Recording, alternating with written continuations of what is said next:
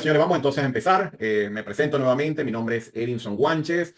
Mi experiencia ha estado ligada al área estructural y al área geotécnica. Hoy que estaremos hablando de puentes. Yo soy ingeniero de puentes y obras ferroviarias para el consorcio Sintagma, Regi, Technic y Gela, con este grupo de empresas, consorcio italiano.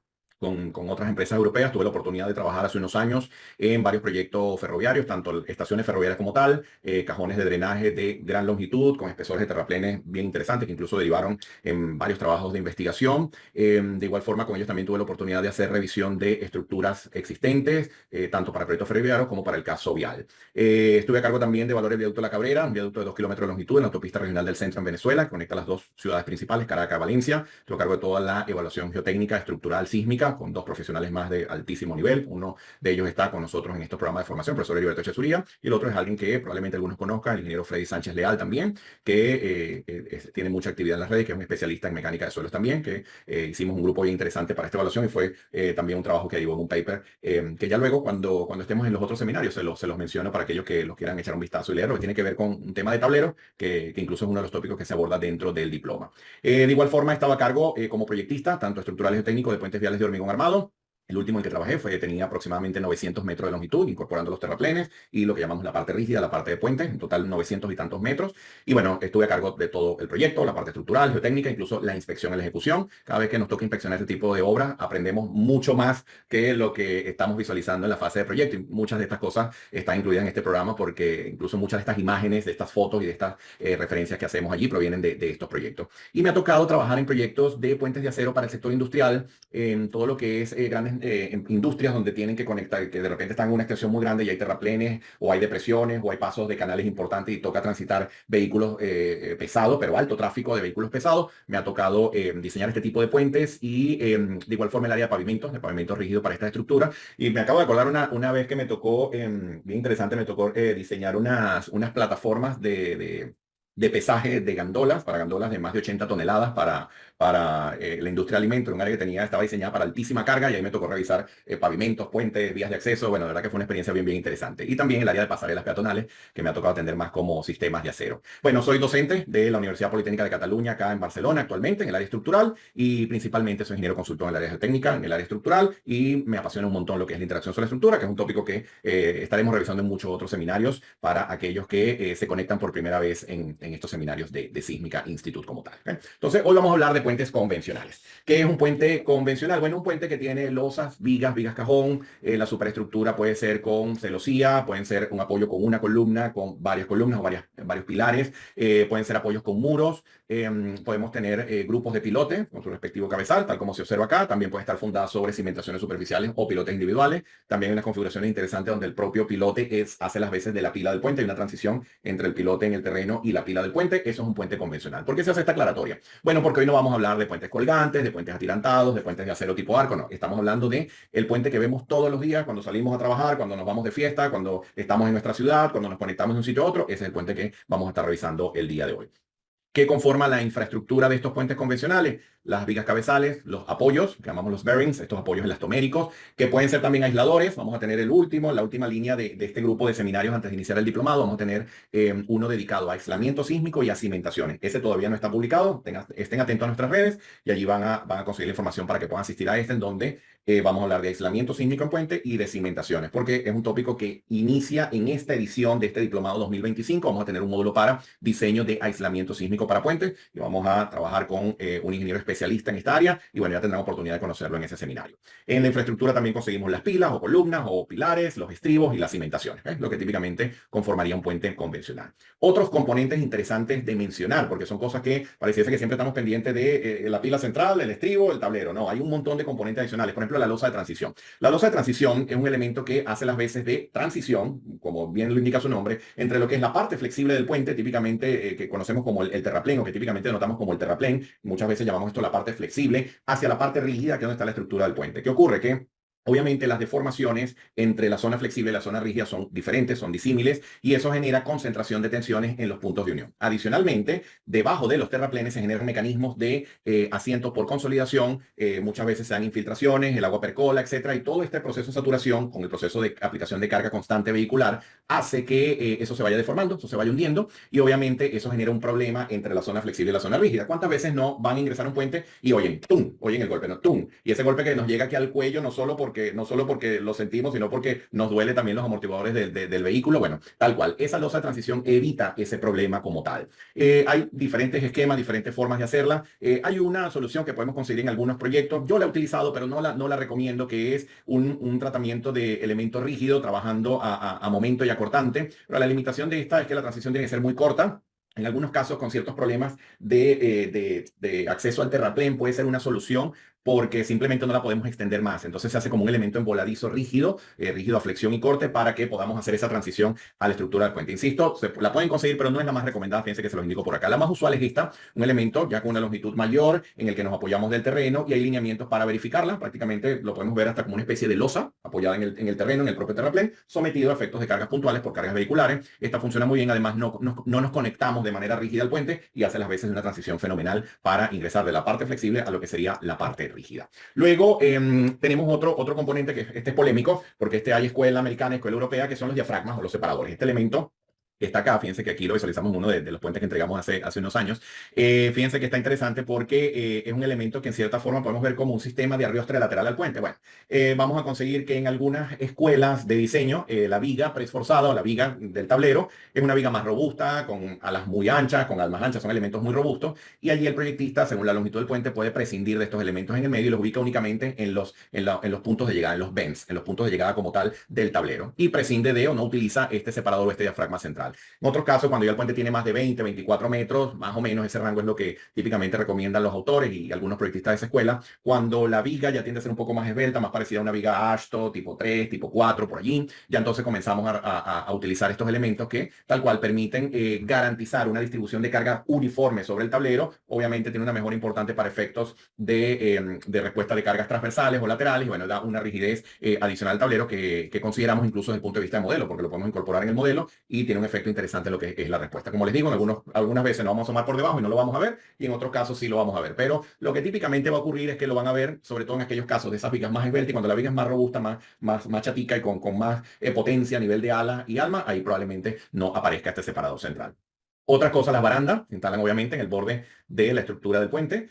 Puede considerar el tema de pasos peatonales, obviamente está la protección vehicular, protección de usuarios también, y puede utilizarse para diferentes usos, incluso considerar el tema del impacto. Aquí está el capítulo del código que nos indica qué hacer con el tema de las barandas. En la práctica realmente hay muchos proveedores de barandas que ya te dan los certificados para lo que establece la normativa AASHTO y no nos preocupamos mucho por eso. En otros casos, en proyectos no tan convencionales, bueno, de repente hay que meterse un poco más, pero en proyectos más comunes, algo que en cierta forma uno trabaja con empresas que ya te suministran la baranda con la certificación que exige el código AASHTO. Cuando hablamos de pavimento, esto es interesante porque el código AASHTO nos habla de este documento, ¿ves? Que es como una guía de diseño geométrico de autopistas y carreteras para el diseño de pavimento y lo que nos indica el código, bueno, es que debe ser antideslizante, debe garantizar el drenaje y poseer el peralte. Entonces aquí siempre yo hago un comentario interesante y es que los ingenieros viales, cuando me ha pasado que cuando no van tanto a la lógica del puente, diseñan el pavimento muchas veces de la misma manera como se tiende el pavimento convencional. Entonces hay que tener cuidado porque realmente aquí los espesores tampoco pueden ser tan grandes. Si estamos en la zona rígida, la definición del espesor de un pavimento, ¿cuál es? Bueno, que a medida que el terreno sea malo, el espesor del pavimento sube. Cuando el terreno mejora, el espesor del pavimento se reduce. Entonces, muchas veces me ha tocado ver proyectos de pavimentos en la zona rígida de 10, 12 centímetros. Eso es muchísima carga, eso es mucha carga. Estamos en una zona que ya es rígida. Entonces aquí el mensaje es que hay lineamientos para esto, para que los espesores sean los mínimos, que se garantice sobre todo el desgaste. Algunos lineamientos hablan incluso de asumir media pulgada de desgaste con el tiempo o hasta 1 pulgada, incluso en casos más severos, pero obviamente pensarse en un pavimento de 12 centímetros es mucho, ¿no? Es mucho peso y sobre todo cuando metemos el tema del peralte, imagínense, esos espesores se pueden ir a valores más altos. Entonces, tener eso en cuenta porque esto aumenta la carga del puente. Ahora vamos a trabajar con estructuras que no tienen 2, 3 metros de longitud. Esta estructura tienen 30, 35, 40, 50 metros de longitud, lo que sea. ¿Okay? Otro aspecto interesante tiene que ver con los apoyos. Entonces, muchas veces estos apoyos de neopreno, como que empezamos a trabajar y empezamos a meter valores acá. Fíjense acá la herramienta Mediasible incluso nos pide valores acá y hay que tener ya en mente al inicio del proyecto de que hay una hay una relación entre estos valores que estamos dando acá y el apoyo de neopreno que vamos a suministrar o el mecanismo de aislamiento, si fuese un mecanismo de aislamiento, pero ese componente como tal que vamos a instalar como soporte del tablero, bueno, tiene unas rigideces, tiene unas condiciones particulares y ya deberíamos tenerlas previstas en el modelo. ¿Qué pasa con estos apoyos? Bueno, que podemos trabajar en términos de rigideces verticales, rigideces horizontales, e incluso podemos considerar ciertas componentes que provienen de la respuesta rotacional, a pesar de que realmente allí típicamente lo que estoy hablando es del caso típico en el que el tablero se apoya sobre los puntos centrales del puente. ¿Qué tenemos de beneficio con los apoyos? Un montón de cosas, un montón de cosas. Uno de los temas que abordamos dentro de este programa, hay una temática que proviene de este proyecto del viaducto en el que estuvimos trabajando hace unos años, donde hicimos unas simulaciones del daño que sufrieron los tableros por afectación en los apoyos de neopreno. Y se observa clarísimo lo que es el beneficio de incorporar estos apoyos de tablero desde el punto de vista de control de grietas y uno interesantísimo desde el punto de vista de control de vibraciones por paso de vehículo, que este es un tema muy poco estudiado y resulta que tiene un efecto interesante en puentes de longitudes cortas, que la logramos demostrar, lo logramos validar con mediciones de tráfico en tiempo real y de verdad que es algo bien, bien interesante y es como una recomendación de diseño directa que está ligada a este sistema de soporte, a estos apoyos de estos tableros como tal. Un ejemplo de lo mal que se puede comportar un tablero de puente por falta de apoyos se observa en este vídeo que nos ha obsequiado acá el profesor Francisco Soto, director de la Escuela de Ingeniería Civil de la Universidad de Carabobo en el año 2018. Fíjense aquí, no sé si lo logran percibir, aquí se observa un apoyo de un tablero de puente visto por debajo y aquí se observa la carencia total del soporte. Entonces, fíjense, ¿ves? Hay todo un desplazamiento. Ya esto se destruyó totalmente, no existe, prácticamente no está allí. ¿Y qué ocurre? Bueno, que cuando pasa el vehículo, obviamente esto comienza a moverse. Vamos a ver que hay una parte allí más adelante que se aprecia bien. Vamos a esperar unos segunditos, a ver si lo logramos ver. Obviamente siempre con el retraso del zoom, de repente no lo logran ver al máximo detalle. Pero esto de arriba está oscilando ligeramente respecto al apoyo. Vamos a ver si se logra apreciar ahora. Creo que es en esta parte. Allí, ¿ves? Fíjense, allí se observa una vibración importante, ¿ves? Está ahí oscilando. ¿Y qué ocurre? Bueno, que ya se ven las grietas de corte acá. Esto, si no me equivoco, esto me lo enviaron hace algunos años y tengo entendido que ya está reparado. Pero fíjense que ya se forman grietas de corte por este impacto, obviamente, que se producía por el paso de vehículo. Entonces, bueno, esos son componentes que te prestamos muchísima atención en el proceso de diseño. Obviamente partimos de sí, revisar los bends, los apoyos centrales, los estribos, el tablero, las vigas preforzadas y todo esto, pero no perdamos de vista esos componentes porque van a tener influencia en el desempeño del puente, en el uso normal de todos los días. Tendrán influencia en el desempeño sísmico y tendrán influencia en el confort del usuario. También tenemos que tener puentes no solo que garanticen evitar pérdidas humanas, que obviamente está claro, ese es el principal objetivo de diseño, sino que haya confort en el uso de la estructura como tal. Entonces, fíjense, hago acá una clasificación muy genérica. Los puentes tipo losa es algo que podemos conseguir para longitudes relativamente pequeñas, incluso la parte de arriba de un cajón de drenaje, de un marco de drenaje, es muy parecido a un puente tipo losa. Los puentes con vigas cajón también es una de las cosas también que revisamos dentro de este programa de formación. Pueden ser cajones prefabricados que se instalan tal cual como una viga preforzada, o los cajones vaciados en sitio pueden ser de una celda, 2 celdas, 3 celdas, eso depende de el ancho de la vía y de los requerimientos del proyecto. Y luego cuando hablamos de viga podemos tener el caso prefabricado, que es muy utilizado en la práctica. Se puede decir que esta es la tipología más utilizada en la práctica de puentes convencionales, trabajar con vigas prefabricadas, en el que el proyectista tiene que verificar que la viga que se está suministrando es la que exige el proyecto y luego considerar el vaciado de la losa del tablero y considerar el efecto de la sección compuesta entre el elemento preesforzado, la viga preesforzada y lo que sería la propia losa del tablero. Y luego los elementos tipo viga vaciada en sitio, lo puede ser, como les digo, en esos casos industriales o en longitudes relativamente pequeñas, también pudiéramos conseguirnos en esa situación. Aquí menciono unas luces referenciales. Esto, o sea, obviamente no es absoluto ni nada por el estilo, pero si tenemos tableros de concreto armado, de hormigón armado, bueno, una losa, fíjense, hablamos de no más de 12 metros porque ya los espesores de la losa comienzan a dar grande. A mí me tocó diseñar una vez un marco de drenaje de una canalización de un río importante y llegamos a un tablero de losa, llegamos a los 22, 23 metros, pero claro, teníamos una losa de 1,80 m reforzada en los bordes. ¿Por qué no se usó preforzado? Porque el peralte de la de preforzado que se puede utilizar para ese proyecto tenía una limitación de gálibo y había un tema de que podían bajar escombros por allí, por eso una serie de restricciones y se prefirió esta solución, pero sufrimos mucho porque para que nos diese la losa y el refuerzo por cortante y todo esto realmente que fue bien, bien complicado. Además que las condiciones de trabajo eran sumamente complejas, ¿no? Pero fíjense que lo lógico sería no pasar más de 12, tal vez 15 metros, que ya tendríamos un espesor importante. Igual con las vigas T, sí podemos ir un poco más allá, pero tampoco es la gran cosa. Y lo mismo si jugamos con los tramos, también unos valores de referencia, pero siempre serán valores relativamente pequeños. Los valores grandes los vamos a conseguir con el hormigón preesforzado, con hormigón pretensado o postensado. Fíjense que ya cuando nos vamos a, por ejemplo, al uso de vigas Ashto, vigas tipo I, bueno, ya estamos en 18, 36 metros. metros, los cajones podemos hablar de 40 metros, sobre todo los vaciados en sitio, podemos ir mucho más, incluso podemos ir a 45 metros.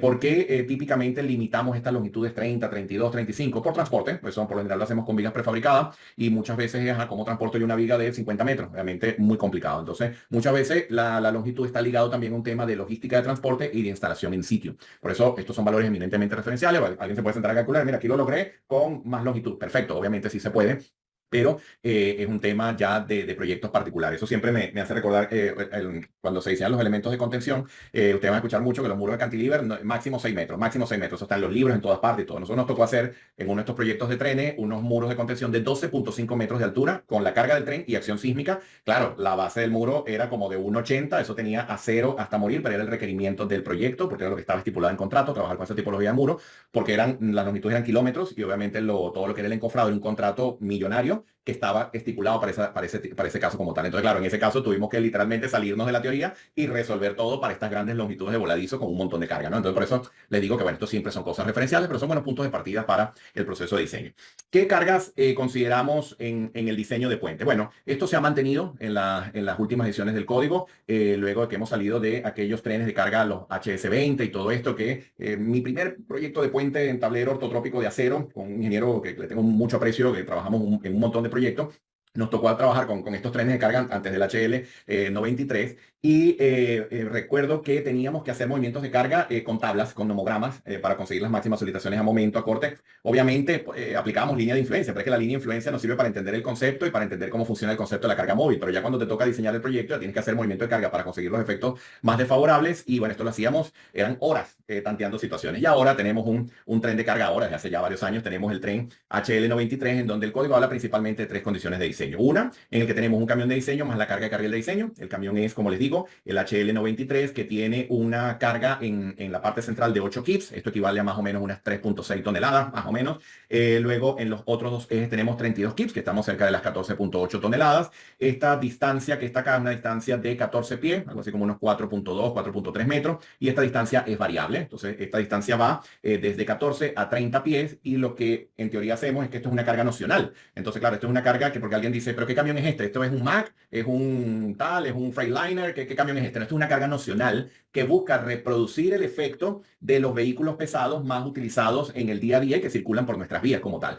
En algunos casos puede que nos tengamos que salir de acá e irnos a una carga específica. Incluso el código ASTO da lineamientos para esto, si ya nos tenemos que salir de este vehículo de diseño e irnos a uno particular, e incluso da los parámetros para poder hacer ese tipo de análisis. Y algunas regiones tienen códigos locales que establecen cargas que se adaptan más a lo que es la tradición de circulación de vehículos pesados en dichas regiones. ¿Okay? Bueno, los controles de carga es un problema en muchas partes del mundo y eso en algunas regiones se toma en cuenta incluso cuando establecen los códigos y la normativa de diseño. Esta carga de este camión, teniendo en cuenta esta variación, que obviamente este es el movimiento de carga que ahora nos ayudamos del software para poder jugar con esa variabilidad, con esta distancia entre este eje y este eje para conseguir el efecto más desfavorable, lo combinamos con una carga uniformemente distribuida, es una carga de más o menos 1 tonelada por metro lineal, 0,96, algo así. Se hace la conversión de los kips por pie lineal y esto estamos hablando de eso, de combinar el efecto de diferentes posiciones de eje central con eje trasero, combinado con lo que sería la carga lineal de 1 tonelada. Otra condición que se revisa es la del tándem de diseño más la del carril de diseño, es esta que tenemos acá, que hablamos de 25 kips que están separados 1.2 metros, combinado con lo que es la carga uniformemente distribuida y siempre tener en cuenta que cuando vemos el vehículo pesado desde atrás, tenemos una distancia entre doble rueda de aproximadamente 6 pies, ¿okay? Que es el valor que establece el código para este tipo de carga nocional.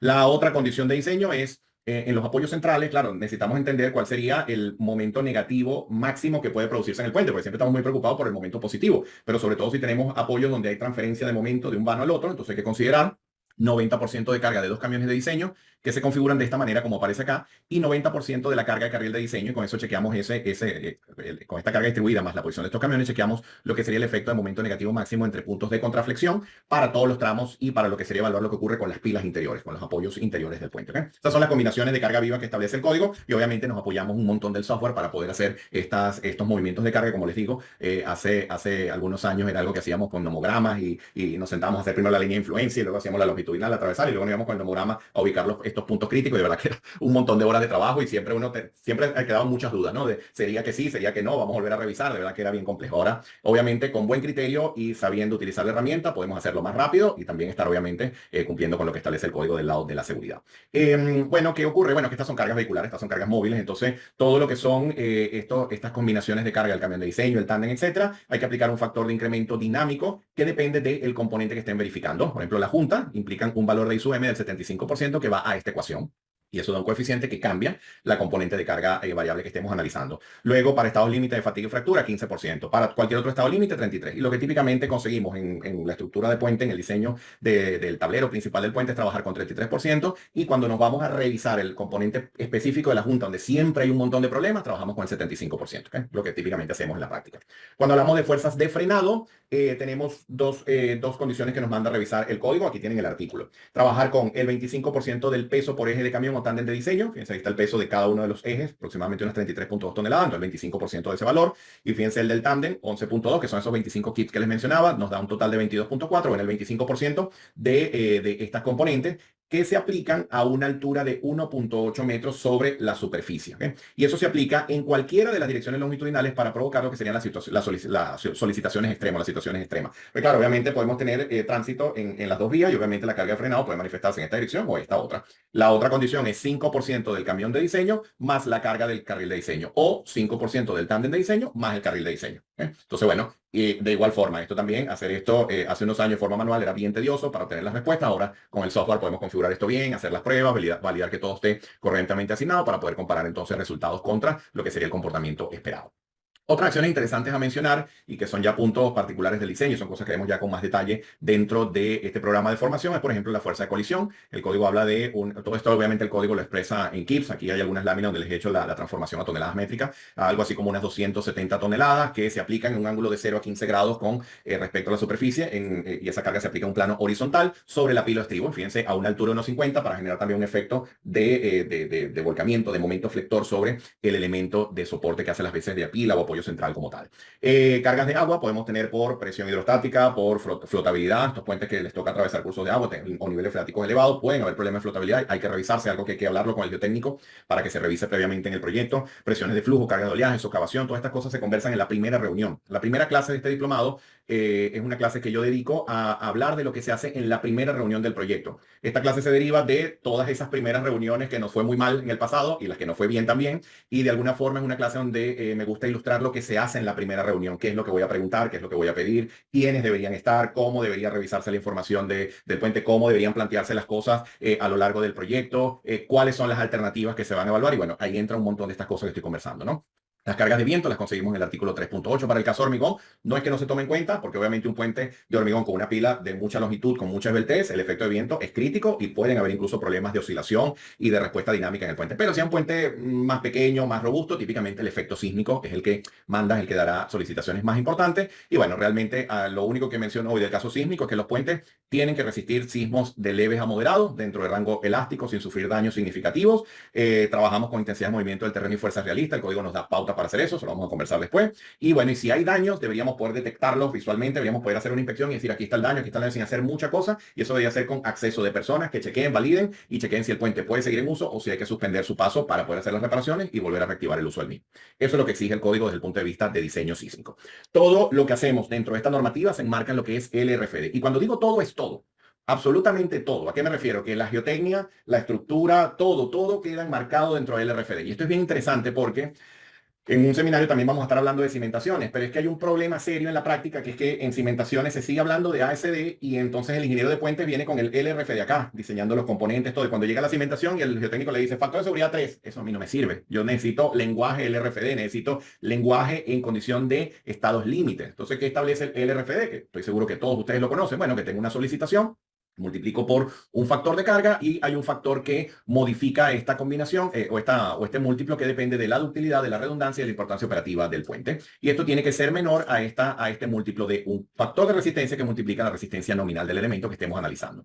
Ya luego hay un tratamiento específico para ese valor de NI, para ese factor de modificación, y bueno, el código ya unos lineamientos que nos lo facilita ya bastante cuando nos dan las combinaciones de carga que típicamente utilizamos. Aquí está la tabla, aquí no han habido cambios importantes en los últimos años a nivel de combinación combinación. Estamos bastante bien. Lo que sí han hecho es más aclaratoria de algunas cosas, más aclaratoria a lo que es, por ejemplo, este coeficiente gamma P, que se los indico por acá. A mí el tratamiento del gamma P en las combinaciones ASHTO, a mí en específico me encanta, porque dejan muy claro qué valor considerar cuando el efecto que estoy analizando es de resistencia o de evitar una condición de inestabilidad, y cuando participa en la solicitación que produce el fallo, el volcamiento, el deslizamiento, lo que sea. Entonces, por eso, fíjense que ese factor acá, ese factor gamma P, tiene un valor máximo, tiene un valor mínimo. En algunos casos, si yo estoy estimando una resistencia al deslizamiento y necesito el peso propio, claro, ese valor gamma P tiene que ser el menor posible, porque necesito el peso. Entonces tengo que reducir el peso, porque si le meto más peso hay más fricción, entonces me mejora el deslizamiento. Entonces el valor tendría que ser el mínimo. Ah, pero si estoy estudiando una condición de volcamiento, entonces necesito el valor de gamma P que me produzca el mayor efecto de volcamiento, que sería la condición de diseño crítica. Entonces,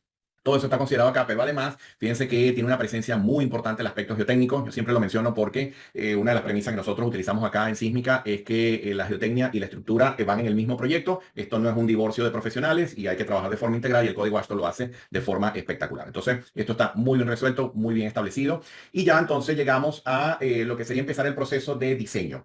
Y cuando hablamos de diseño de puentes, yo siempre menciono que una de las cosas obligatorias que hay que hacer en proyectos de puente es predimensionar. Y decimos, bueno, en edificio también, sí, pero se ha perdido, porque de repente te dan el edificio de 10 niveles y entonces hay un voladizo acá de 4 metros y entonces por acá tienes una pérgola y por acá tienes una escalera con doble altura y tal. Entonces el ingeniero dice, mira, yo no puedo perder mucho tiempo en predimensionado, yo voy a vaciar esto acá en el software y bueno, en el camino voy solucionando y que Dios nos ayude. Eso es lo que típicamente ocurre en edificios. El que trabaja con esto sabe a qué me refiero.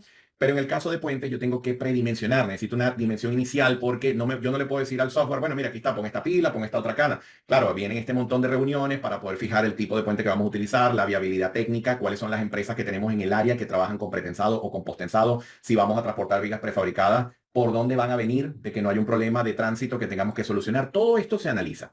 Ya cuando estamos un poco más cerca de las alternativas que podemos utilizar, entonces empezamos a fijar, por ejemplo, alturas mínimas de lo que sería la combinación viga-tablero. Fíjense, podemos fijar unas alturas mínimas para losa. Aquí el valor de S hace las veces de la longitud de la losa. Podemos fijar lo que son las alturas, ya incluyendo la losa del tablero, lo que es la altura de la solución con vigas T, por ejemplo, para el caso preesforzado con vigas doble T prefabricadas. Entonces, estos valores es un punto de partida. Ya tendríamos el peralte. Y esto es importantísimo. Y fíjense que ya nos los da el ASHTO desde hace varios años. Esto es importantísimo porque esto es, ya yo sé qué dimensión de tablero yo debería estar considerando en mi proyecto. Incluso esto es un dato que vamos a necesitar de entrada con el ingeniero vial, porque créanme que en estos proyectos nos reunimos y les van a decir, ¿cuándo me entregan la primera propuesta? Mañana. No, mañana no puedo, pero obviamente nos las van a pedir muy rápido, muy rápido. Entonces yo no puedo, bueno, déjame sentarme, analizar el pretensado, el postensado. No, ellos quieren rápido una propuesta geométrica, porque hay que conversar con el ingeniero vial, con el ingeniero técnico, con el ingeniero hidráulico, con el ingeniero de hidráulico que chequea la socavación, con el de topografía, con el ministerio, con la movilización de máquinas, con un montón de personas. Entonces, claro, necesitan la geometría rápido. Ya después nos sentamos con calma a ver los tendones y el preesforzado y si es pretensado y si es potensado, lo que sea. Ya después lo vamos viendo con calma. Okay, pero ese es más o menos un esbozo de lo que es la ruta típica de estos proyectos. Fíjense la filosofía de diseño que establece el código para estimar lo que sería el efecto de las cargas rodantes. Ellos hacen referencia a lo que sería el método de análisis aproximado. Obviamente, el código no te dice directamente vaya a un software y calcule con el software. No, el código te da una metodología en la que trabajamos con una especie de franjas. Estas franjas tienen una forma de establecerse en el modelo. Hay una franja transversal que soporta las cargas de eje de camión. Hay una franja equivalente que se apoya de apoyo rígido en el centro de la viga. Entonces hay un modelo particular para esta solución, para este método aproximado. En esta metodología se consideran los factores de presencia múltiple y carga dinámica. ¿Qué es un factor de presencia múltiple? Bueno, que en un puente, ¿cómo sabemos si los camiones van a estar en los 4 carriles ocupados, o los 3, o 2, o 1? ¿Cómo sabemos eso? Dependiendo del número de carriles, hay un estudio estadístico que nos da unos factores de presencia múltiple que consideramos en el diseño. Luego, entonces, unos momentos flectores, hay un proceso de mayoración y de magnificación o de factorización para estimar lo que serían las cuantías de refuerzo. Esta es la metodología que establece el código, y es interesante porque esto lo hacemos a mano. Primero en el diploma, para que se entienda cómo se hace, para que se entienda de dónde proviene. Hacemos un cálculo manual, no el más complejo, porque ¿para qué vamos a diseñar toda la estructura del puente a mano? No, pero entendemos cómo funciona la metodología en un tablero convencional, con las cargas convencionales, estimamos los valores, aplicamos el método, y de verdad que está interesante porque eso nos acerca a lo que es el corazón del código. Ya luego con la herramienta incluso podemos hacer comparativas, y obviamente con la herramienta ya podemos entonces meter que si la carga de frenado, que si la curvatura, que si otros efectos especiales. Bueno, ya obviamente va a depender del proyecto, pero es un buen punto de partida para familiarizarnos con la metodología del código para el tratamiento de las cargas variables. Un punto importante tiene que ver con el control de deformaciones. Esto entra dentro del control de los estados límites de servicio.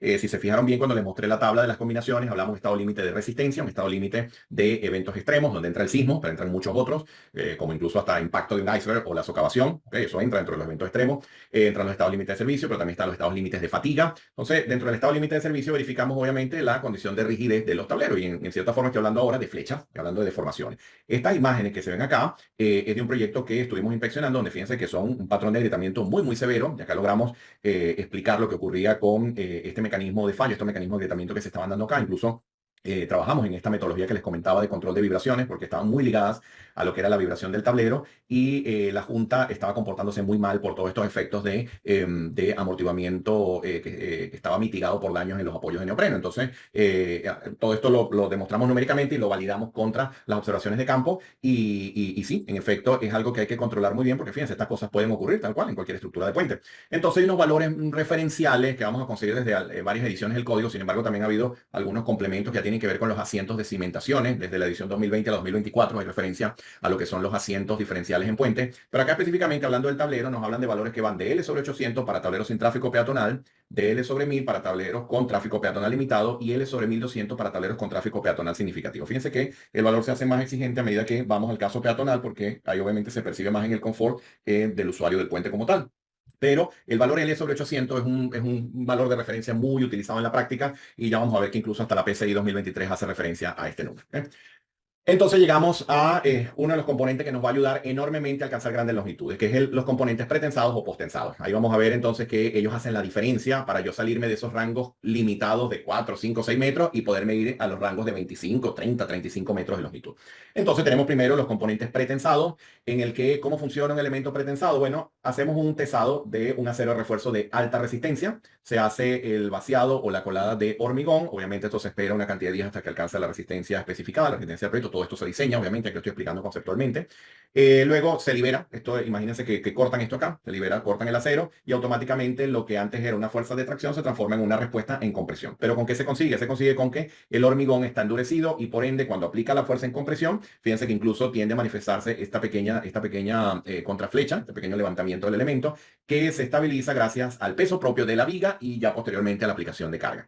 Esto es el funcionamiento elemental de un elemento pretensado. Luego, el posttensado funciona un poco diferente. Aquí hay un tesado después que el concreto ha fraguado, pero lo que ocurre es que antes de vaciar se dejan unos ductos, se dejan unos conductos que contienen el acero sin tensión. O sea, hay que dejar los conductos con todo el acero allí, y por allí van los tendones, por ahí se pasan a través de estos ductos que les indico. Cuando el concreto ha fraguado, se tensiona el acero mecánicamente. Para ello trabajamos con unos sistemas de anclaje, que es uno de los tópicos que también revisamos acá con detalle, porque incluso ya hay aspectos que tienen que ver con la pérdida en el anclaje. Ahí lo que llaman el concepto del anchor set, que es esa pérdida que se genera en el proceso de tesado. También la forma en la que tesar, lo hago por un solo lado, lo hago por los dos lados. Si tengo un tablero que hago teso aquí y teso acá, o voy primero acá y luego esta esquina, ¿cómo resuelvo todo eso? Bueno, es un área bien interesante que hay que prestarle mucha atención, porque en el área posttensado, sí, en cualquier proyecto siempre estamos involucrados en proceso de diseño y construcción, pero en posttensado hay que tener muy claro el proceso constructivo, porque un fallo en el proceso constructivo hace que lo que hayamos asumido en la parte de diseño no tenga nada que ver, y esto puede incluso ocasionar fallas dramáticas en obra por no controlar adecuadamente los procesos de tesado. Entonces, bueno, como les decía, se trabaja con estos sistemas de anclaje en los extremos para tenerlos tensionados, y luego allí si transmitimos la compresión al concreto por extremos. Fíjense que no se hace por adherencia, porque hay un ducto, o sea que prácticamente es una compresión que se está dando acá en los bordes, en los extremos como tal. Para ello hay todo un arreglo que permite el paso de los tendones, el acople del equipo de tesado y un control que típicamente lo manejamos con control de elongación del acero de los tendones, que ya se los voy a mostrar, incluso con el software lo podemos verificar. Y luego hacemos una inyección de lechada. Esta lechada puede ser adherente o no adherente. Con eso simplemente protegemos y fijamos el tendón dentro del ducto y listo. Y la viga ya también va a manifestar un levantamiento, una contraflecha, dependiendo de cómo hayamos tratado acá esta excentricidad. Y luego viene una estabilización hacia la horizontalidad por efecto de peso propio y por aplicación de carga. Esto que les decía acá de la excentricidad es un tema bien interesante, porque fíjense en el caso en el que tenemos una pretensión aplicada en la parte de abajo, decimos, bueno, es que yo necesito aplicar esta pretensión para que la viga, cuando yo haga ese proceso de aplicación de carga en la parte baja, ya me contrarreste el momento flector que proviene de las cargas, peso propio y todo. Pero ¿qué ocurre? Que si yo manejo la excentricidad constante a todo lo largo de la viga, bueno, voy a tener un diagrama constante de compresión. Entonces, cuando yo sumo este diagrama esperado, estoy hablando de un tablero simplemente apoyado, obviamente el caso más fácil, si yo sumo estas dos, fíjense lo que está ocurriendo acá. Tengo acá unos momentos negativos en los extremos que me están trayendo problemas. Incluso esto dentro de plantas industriales, cuando obviamente son situaciones muy específicas, pero si esto no está bien controlado, hasta estos mecanismos de falla pueden darse dentro de la propia fábrica. Obviamente, fábricas experimentadas tienen esto muy bien controlado, pero es una situación de diseño que se considera y yo la quise incluir dentro de uno de los métodos de cálculo de fuerza inicial de pretesado, porque en los textos no te lo explican porque dan como válido que dentro de la fábrica esto se controla, pero a mí me gusta siempre comparar el criterio de control de tensión basado en la condición de servicio 3 sobre la viga, pero también me gusta hacerlo por control de tensado dentro de la propia fábrica, dentro de la propia empresa que fabrica el elemento. Entonces, esto es un problema, esto es un problema. ¿Cómo lo solucionamos? Variando la excentricidad. La más alta la necesito en el centro, pero quiero que la del borde sea la mínima posible. Fíjense que aquí está reproducido esto con un recorrido, que esto proviene de las teorías clásicas de Guyon, lo que eran el método de Guyon y todo esto, que es esta curvatura que se ve acá. Y bueno, este es el momento flector esperado, pero ahora resulta que ya no tengo un diagrama de excentricidad por P constante, sino que es variable porque la excentricidad está variando. Entonces lo que buscamos es que este diagrama de preesfuerzo contrarreste a este diagrama de carga esperado sobre la viga para que el momento resultante sobre la viga sea prácticamente cero.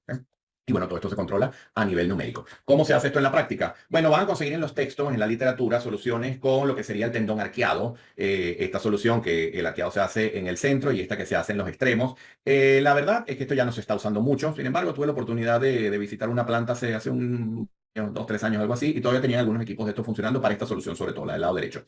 ¿Por qué digo que ya no se usa? Bueno, porque la solución predilecta actualmente es recubrir el tendón con una manguera, sí, con una manguera de plástico, de goma, que lo que está evitando es que se dé la adherencia entre el anclaje y el hormigón. Claro, como yo quiero evitar que esa adherencia me produzca momento en los extremos de la viga, entonces yo hago el recubrimiento del tendón en los laterales de la viga como tal. Y eso permite lograr el mismo efecto que explicaba anteriormente para que el diagrama de momento en los extremos sea mínimo y en el centro sea el máximo. Entonces con eso ya, bueno, ahora tengo que incluirlo en los detalles, tengo que especificarlo, cuál es la zona adherida, cuál es la zona no adherida, las longitudes de los manguitos, las longitudes de esas tuberías de plástico de goma, para que podamos controlar lo que sería la transferencia y la adherencia con el hormigón como tal. ¿Bien?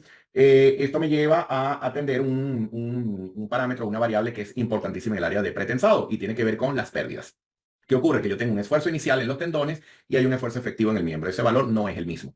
Hay una pérdida desde que yo aplico la pretensión hasta el valor efectivo que está dentro de la viga.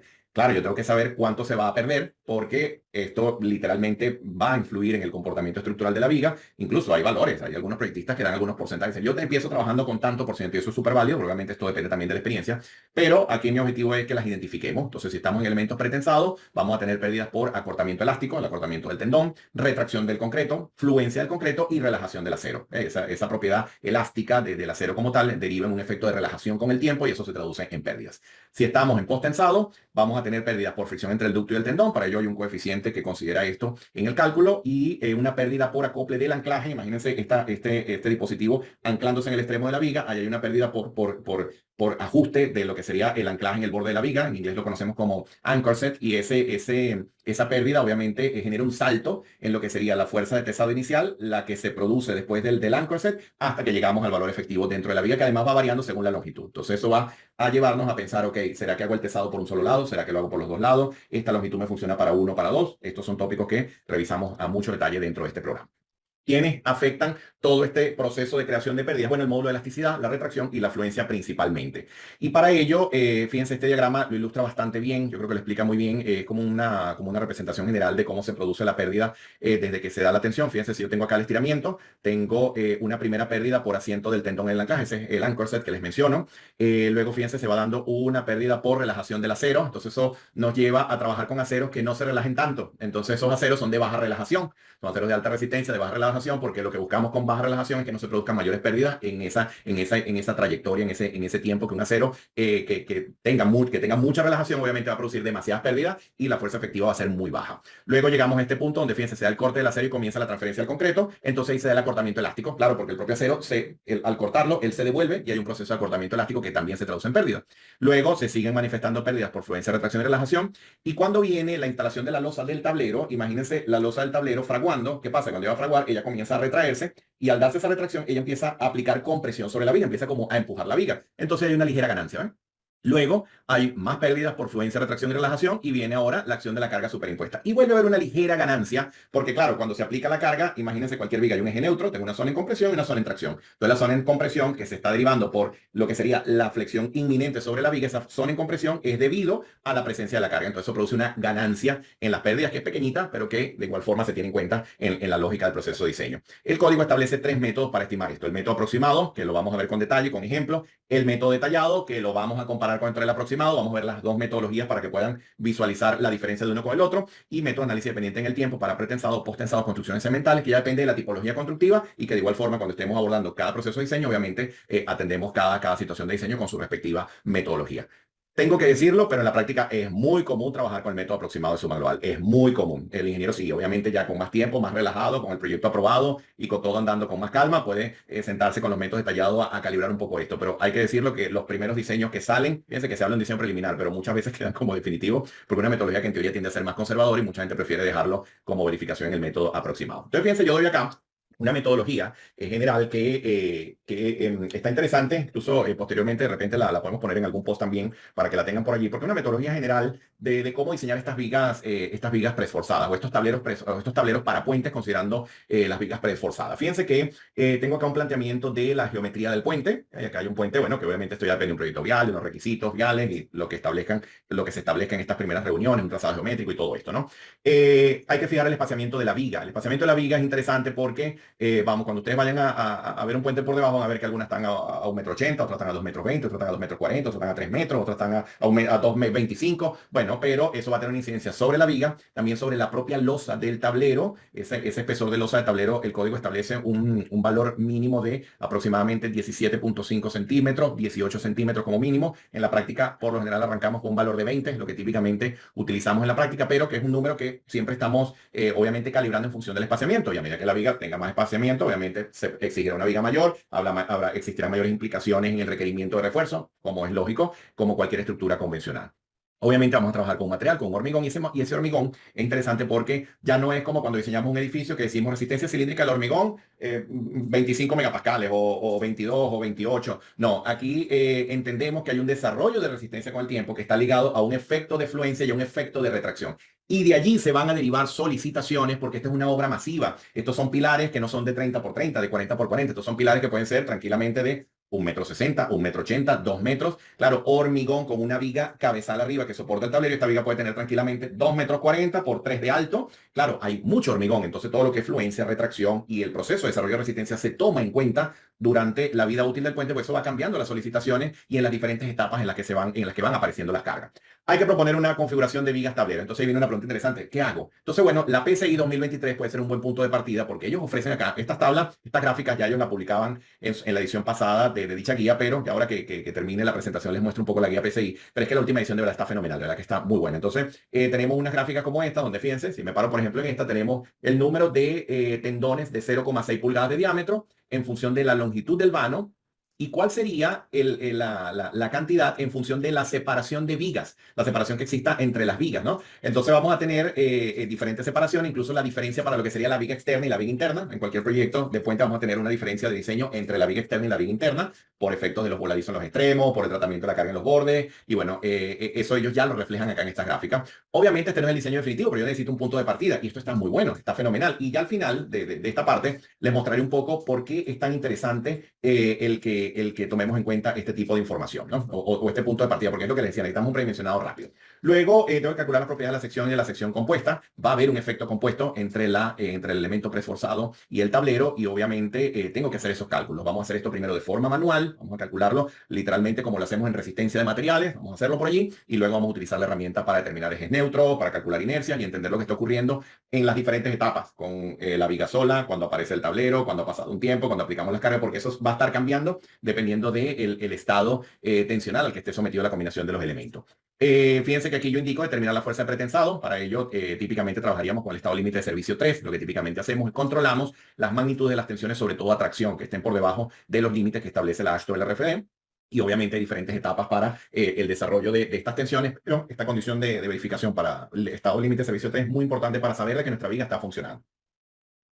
Luego que tengo eso, que ya establecí, bueno, este es el pretensado con el que voy a trabajar. Fíjense que yo puedo incluso, aquí ya depende del estilo del proyectista, yo puedo incluso considerar un porcentaje de pérdida, puedo irme por el método aproximado, puedo inicialmente plantear un porcentaje, como lo hacen muchos proyectistas. Y bueno, realmente vamos a estar jugando un poco con lo que es el análisis estructural, el cálculo de cargas, cortantes, momentos, etcétera, para poder validar el comportamiento de nuestro elemento como tal.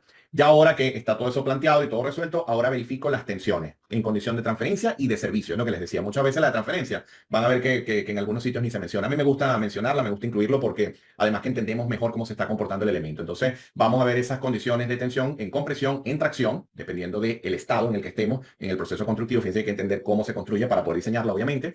Y luego ya ahora sí vamos a efectuar un diseño por flexión. Hay unas combinaciones de cargas últimas. Aquí he planteado la más fácil del estado límite de resistencia. Y hay un momento resistente que se obtiene multiplicar un coeficiente de reducción por el momento nominal. Y fíjense, aquí está la ecuación general para calcular el momento nominal. Ya luego viene el diseño por cortante, en lo que sería el estado límite de resistencia. Hay que calcular el corte factorizado, la resistencia del hormigón, el esfuerzo requerido por cortante, el espaciamiento del acero por corte y chequear los requerimientos de acero que establece el código dependiendo del tipo de puente, la ubicación, el tipo de elemento, etc. Y hacer todos los chequeos de cuantías como tal.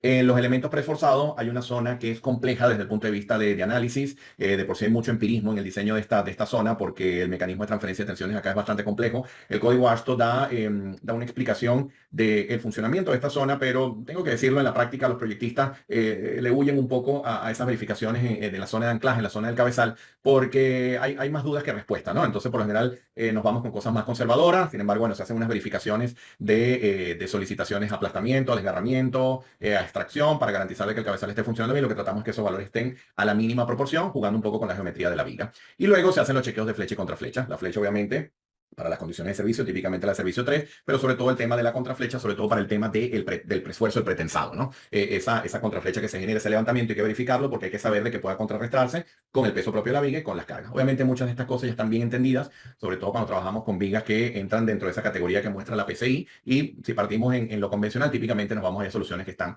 bastante claras. Y llegamos al detallado, llegamos al detallado de la viga, donde, bueno, nada, hay que indicar todo el acero completo, los tendones, la ubicación, las separaciones, el desvío, la zona de los ductos, todo eso tiene que quedar bien especificado. ¿Ok?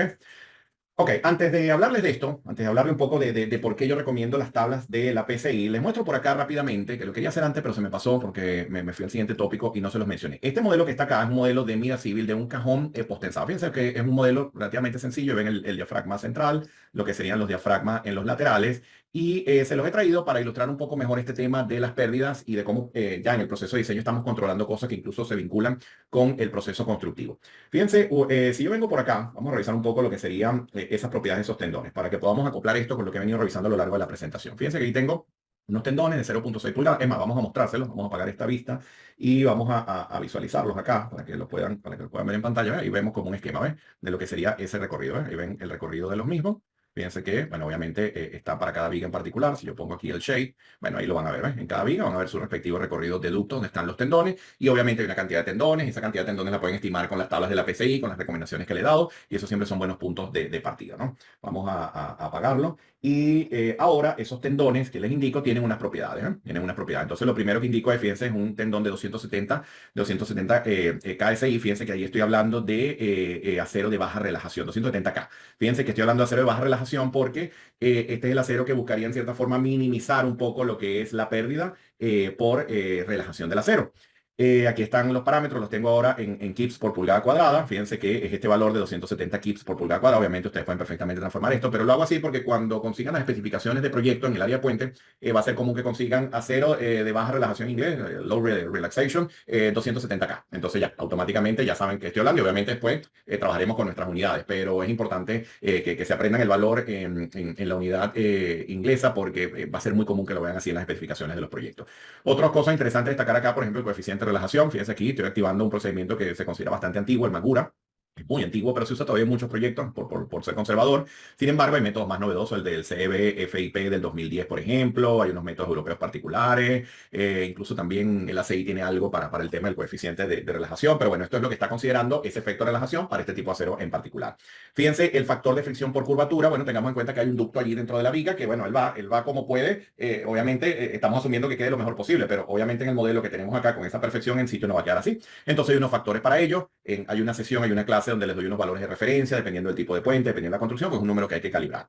Luego está me refería a este, perdón, que está hablando principalmente de este. Luego está el factor de fricción, que depende de esa curvatura del ducto. Y luego, fíjense lo que está acá. Este sería la pérdida por anclaje, lo que sería el anchor set. ¿Ves? Este es ese deslizamiento que esperamos cuando estamos tensando el acero en el extremo, esa proporción de deslizamiento cuando estamos tensionando. Aquí lo tengo en cero. Y fíjense, estoy trabajando con acero totalmente adherido. Esa es la condición de este proyecto en particular, de este modelo.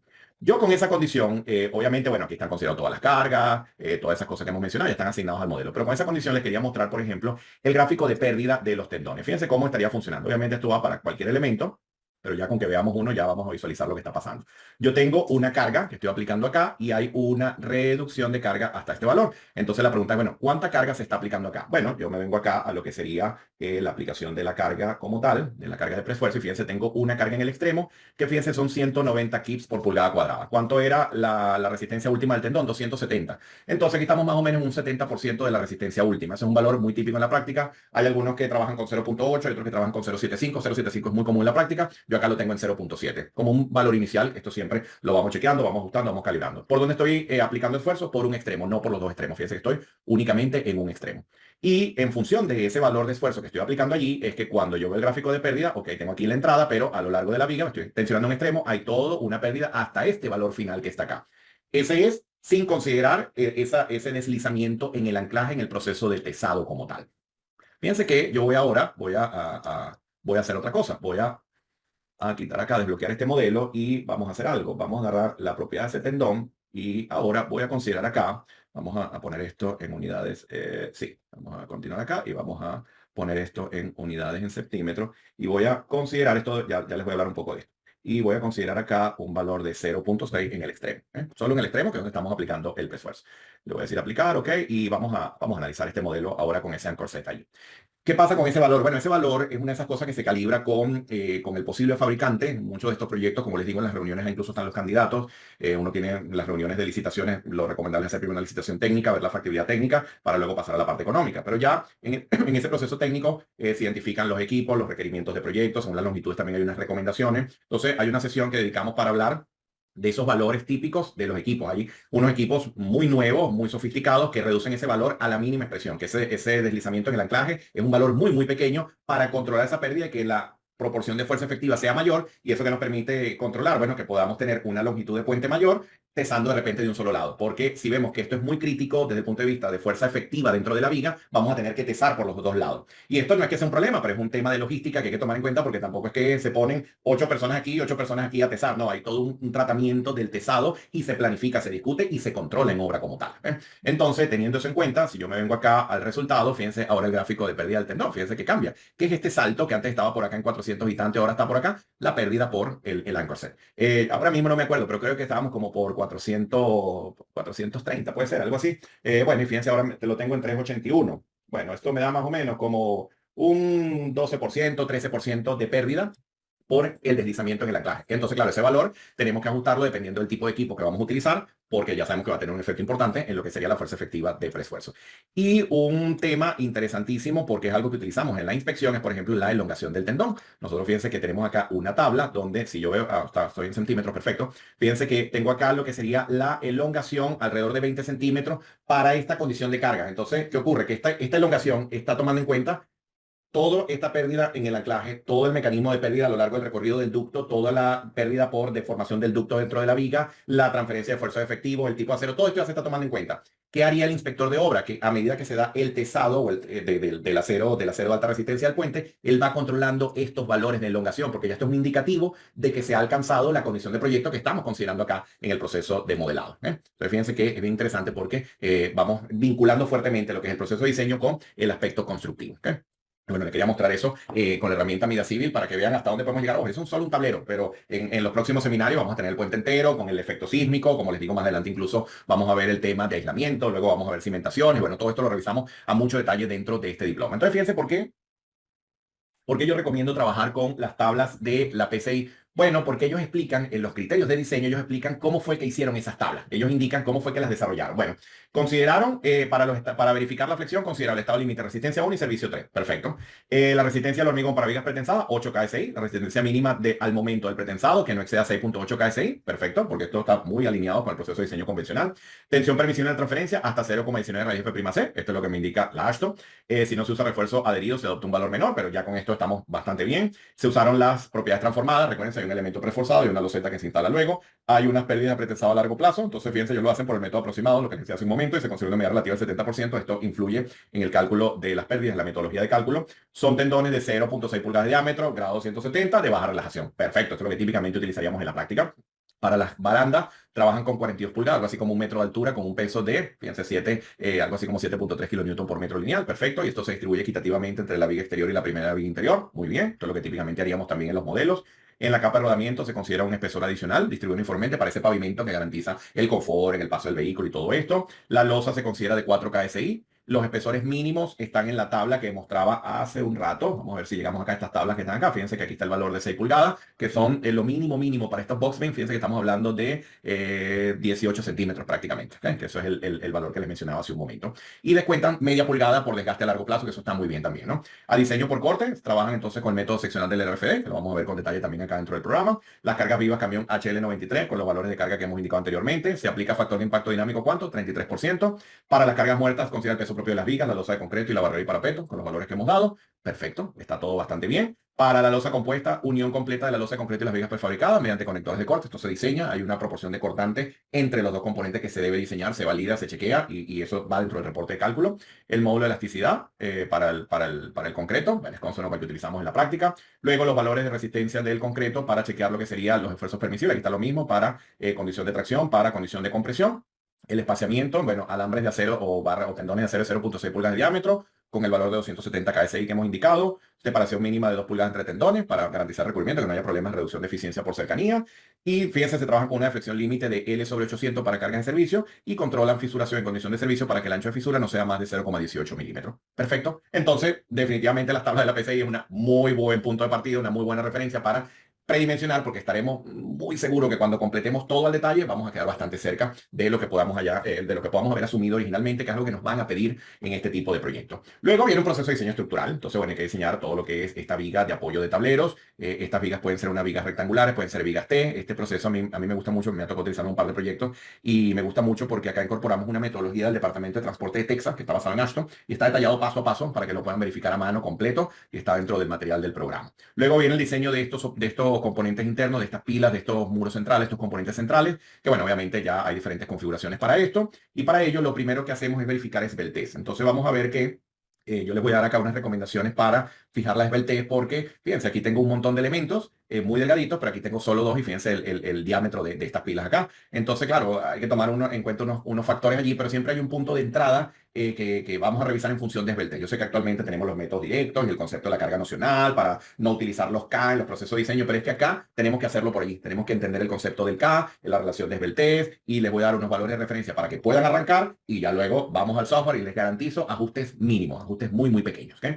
Y luego llegamos, bueno, ya que está todo dimensionado y que estamos ya en proceso de diseño estructural, bueno, podemos ver primero la respuesta en un plano, mediante, en las pilas, mediante lo que sería diagramas de interacción para flexocompresión uniaxial, o lo podemos ver en 3 dimensiones, con lo que sería la superficie de interacción, esta que se ve acá, que parece como una cebolla, algunos lo llaman la cebolla de interacción, algunas personas le dicen así. Y bueno, obviamente también viene una verificación de cuantías transversales para los casos convencionales, que están dados en el capítulo 5, para estructuras convencionales, en donde no hay requisitos sísmicos especiales, y ya luego que vamos a la parte sísmica, ya vendrán otros requisitos sísmicos especiales de confinamiento, separaciones, control de longitud de rótula esperada, que luego validamos también con pushover, y ya con eso se completa el diseño. ¿Okay? Entonces, bueno, eso es, señores, lo que tenía preparado para ustedes el día de hoy. Un gran repaso de lo que ocurre con la estructura de puente, como la vemos, tal cual. Ya luego, en un siguiente seminario, hablaremos del rollo sísmico y en otro de cimentaciones y aislamiento de puentes, pero este es un buen punto de partida para aquellos que van a seguir esta serie de seminarios como tal, ¿no? Bueno, les presento la nueva AASHTO, el RFD 2024. Bueno, documento muy potente como siempre, como sus antiguas ediciones, el que vamos a estar utilizando a lo largo de este programa. Hay algunas cosas que se mantienen igual a las ediciones anteriores, hay otros puntos de destacar. La realidad es que las herramientas de cálculo no no le han dado tiempo de incorporar muchas cosas de esto. Esto acaba de salir, esto realmente salió entre noviembre y diciembre del año pasado. Esto tiene escasamente 3 meses de estar en la calle. Entonces, sí, las casas de software están estudiándolo, revisándolo, analizándolo, pero siempre haremos referencia a algunas cosas que han venido destacándose en esta nueva edición para que la tengamos en cuenta para cuando venga la actualización de los software de cálculo. Y les hablaba del manual de diseño de la PCI, que lo hemos estado utilizando el día de hoy. Este manual es de acceso gratuito, pueden ir a la PCI, descargarlo de forma gratuita. Fíjense, un manual de 2000 páginas, pero de verdad se los recomiendo fuertemente porque es que tiene un material espectacular de ingeniería de puentes. Está actualizado, obviamente está hasta la versión 2020 de la Ashton, no la 2024 por razones obvias, pero está muy, muy bueno y abarca todos los tópicos, los materiales, además que tiene caso resuelto, tiene ejemplos, tiene resoluciones, están las tablas de diseño que les mostré, nada, están las verificaciones sísmicas, incluso tiene algunos apartados de análisis no lineal, tiene todo lo que es los cálculos de preesfuerzo y las verificaciones de pretensado que hoy estuvimos revisando. Bueno, de verdad que está muy, muy completo, hay detalles constructivos, ahí está unas corridas, ahí están unas validaciones de unas corridas con SAP 2000, con CSI Bridge, si no me equivoco, creo que SAP 2000. Pero bueno, de verdad que está muy, muy completo. Y hay incluso, como les decía al final, unos planos de referencia para proyectos que siempre nos gusta tener esto a la mano para guiarnos de cómo vamos a plantear los detalles de un proyecto en particular.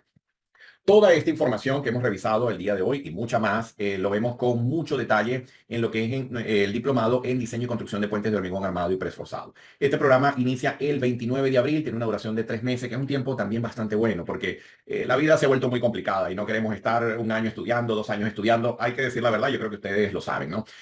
Cuando tenemos una necesidad de información, queremos ir a una formación que nos dé lo que necesitamos rápido, que no tengamos que estar allí 2, 3 años estudiando esto. Entonces, de verdad que en 3 meses se condensa bastante bien esta información, que es para hacer proyectos. O sea, esto es para proyectistas, esto es para gente que quiere trabajar en ingeniería de puentes. Obviamente, cada uno de estos temas tiene un montón de líneas de investigación. Si alguno es profesor de universidades o está en el área de investigación, no, yo quiero entender el comportamiento del tendón, probablemente este no sea el programa más adecuado, pues este es un programa profesionalizante, esto es para hacer proyectos, para poner en práctica estas cosas que yo he hecho el día de hoy, revisar hoy, por ejemplo, ya tenemos un básico de cómo dimensionar el tablero, cómo diseñar el elemento pretensado, el posttensado, cómo verificar pérdidas, las elongaciones del tendón, qué es lo que está pasando en el comportamiento, la retracción, la fluencia, todo esto ya hoy lo tenemos claro. Entonces vamos al siguiente tópico. Bueno, vamos ahora al rollo sísmico, al diseño estructural, luego qué pasa con la cimentación, con el aislamiento, ese mismo orden que estamos planteando en estos seminarios, el mismo orden con el que vamos a revisar este programa de formación. ¿Con qué vamos a trabajar? Vamos a trabajar con el código Ashton, ya lo hemos visto, con el Caltrans, con la Federal Highway, con la PCI. Vamos a diseñar todo el puente completo.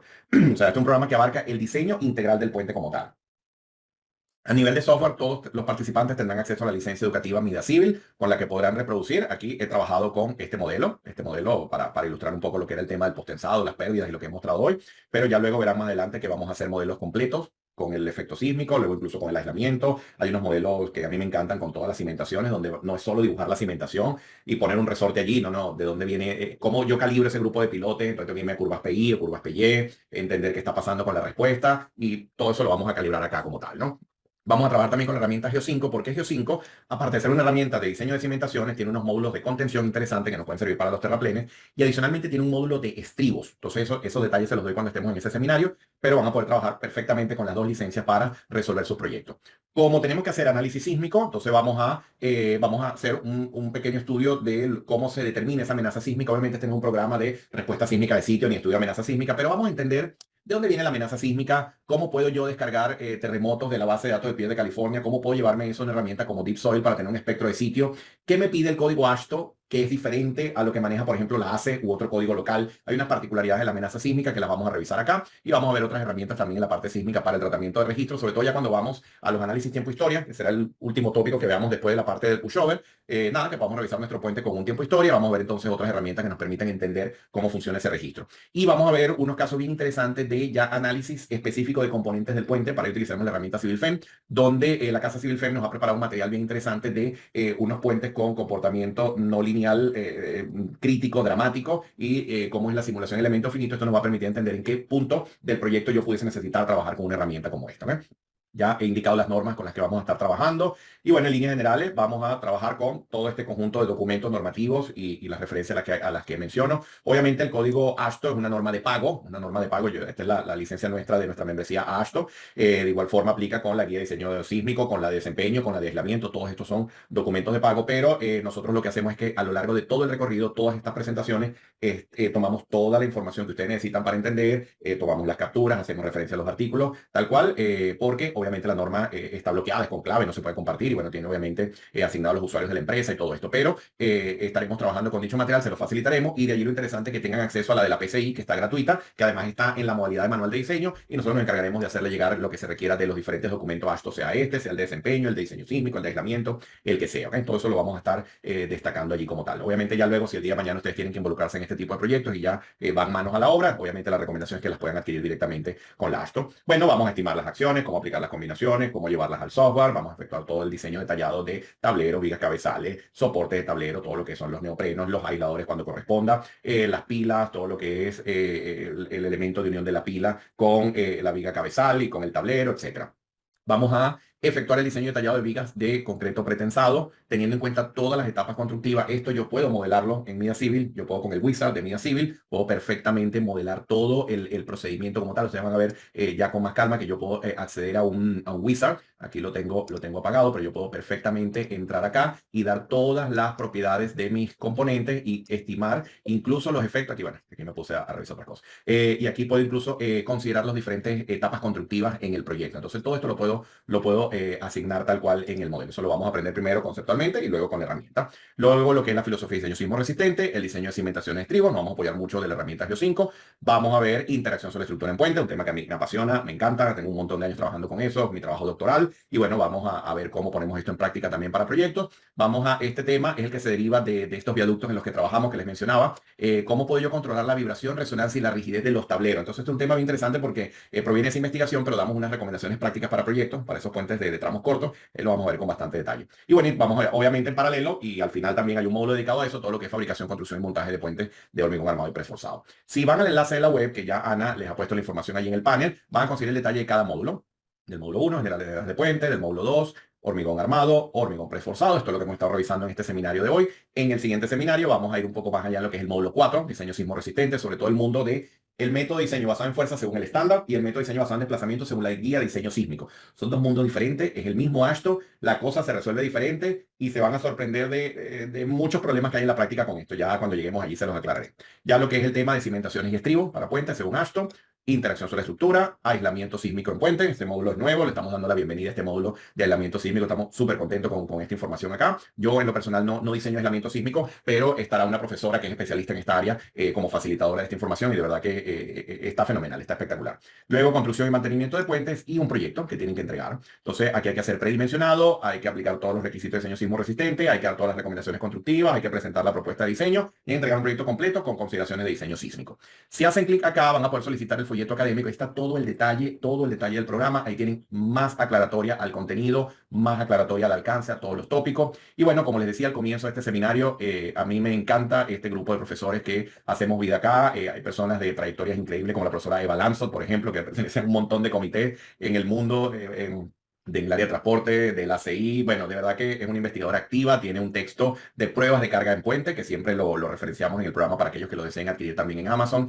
Bueno, de verdad que además es una persona espectacular, habla un montón de idiomas. Bueno, de verdad que es uno de estas grandes personalidades que tenemos por acá. Pero el equipo en general son personas todas que trabajan con esto, son proyectistas. María Alejandra Rodríguez en el área de aislamiento, el profesor Secu que está ahora a cargo de unos diseños de unas represas en Canadá, el profesor Telmo Andrés que explica una metodología que él desarrolló para unos puentes lanzados en Ecuador, están explicados completamente dentro del programa. Profesor Miguel Fraguino, que ha trabajado con puentes instrumentados en Canadá. Profesor Joel Curreri, que es especialista del área de hormigón y que explica todo lo que ha sido su experiencia en componente de infraestructura aplicado a la parte de puente. Los profesores Carlos Vázquez, Irene Sáez y muchos otros que no están acá, sino que van a estar también desarrollando mucho material, interactuando con ustedes en los foros, que son ingenieros proyectistas que desarrollan planos de detalle, que trabajan con las herramientas, que bueno, que es el equipo que estaremos con ustedes viendo toda esta temática. Entonces, bueno, no me queda más que invitarlos a aquellos interesados a participar. Y bueno, todavía ya estamos imagínate, ya estamos cerca de las 2 horas, pero bueno, vamos a ver qué consultas tenemos por acá, a ver qué nos da tiempo de responder.